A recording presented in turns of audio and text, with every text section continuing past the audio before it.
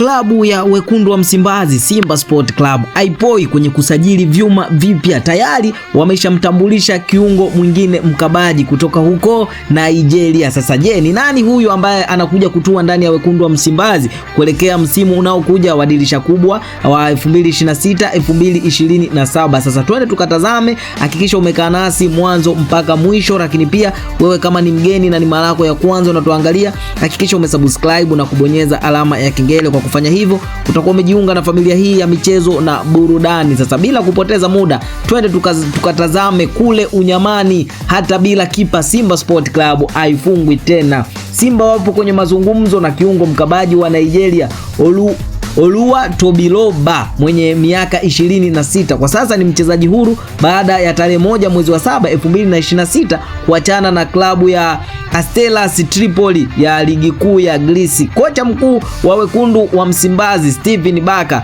amewaambia viongozi wake wahakikishe Oluwatolibola anasajiliwa, kwani ndiyo chaguo lake namba 1 kwenye eneo la ulinzi. Na ikumbukwe kocha mkuu wa Simba Sport Club Stephen Baka amekuwa na shinikizo kubwa sana kwenye kusajili wachezaji msimu unaofuata, msimu wa 2026 2027. Je, Simba unaiona kwenye hatua gani msimu unaokuja? Itakuwa ni hatari zaidi, kwa maana shinikizo la kocha huyu anahitaji wachezaji wenye uzoefu mkubwa sana, na moja kati ya chaguo lake ni Oluwatobiloba mwenye miaka 26 na kwa sasa ni mchezaji huru. Hivyo basi Simba Sport Club tayari wapo kwenye mazungumzo ya kuwania saini yake ili aweze kutua ndani ya Bongo. Sasa je, nani anafuata kusajiliwa ndani ya wekundu wa Msimbazi? Taarifa hizi zote utazipata hapa Tubone Media. Hakikisha umesubscribe na kubonyeza alama ya kengele ili usipitwe na taarifa zingine kutoka kwetu. Hii ni Tubone Media